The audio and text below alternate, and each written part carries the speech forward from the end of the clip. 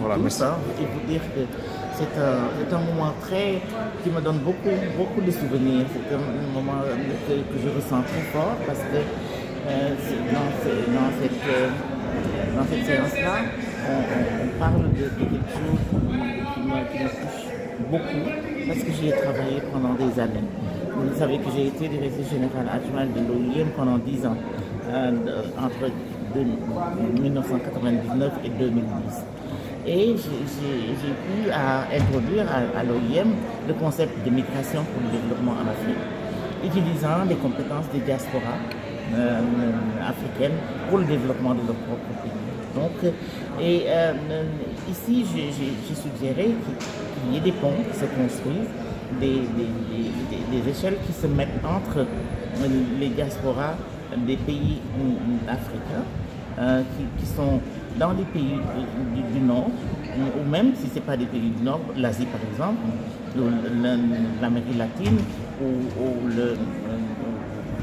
ailleurs, moins développé que l'Europe ou l'Amérique justement, et le Canada, eh bien, que l'on puisse voir comment faire pour jeter ces passerelles, pour que les compétences que les Africains qui vivent en dehors de leur pays d'origine ont acquises là où elles vivent, hein, ces diasporas-là, eh bien, qu'elles mettent ces compétences à la disposition des plateaux techniques qui sont dans leur pays d'origine.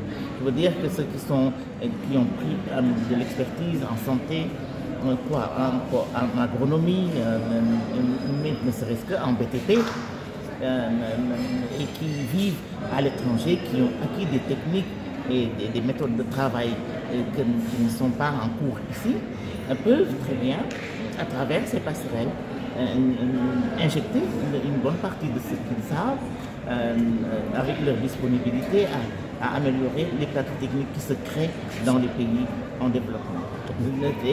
C'est le programme Migration pour le développement en Afrique qui a été mis en œuvre en même temps que le programme Top 10 du PNUD. Donc il y a beaucoup à faire. La diplomatie dont on a parlé également à travers la diaspora, le professeur Ousmane Kane a fait un développement absolument clair et important, mais c'est à mettre en œuvre. Et pour mettre cela en œuvre, il faut que les gens soient au courant. Il faut que les gens sachent les enjeux, les stratégies à utiliser et surtout que tout le monde se mette d'accord pour savoir quels sont les résultats que l'on veut atteindre.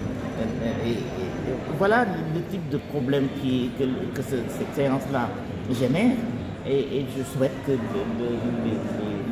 mes jeunes collègues puissent prendre cela en compte dans les analyses futures. Merci.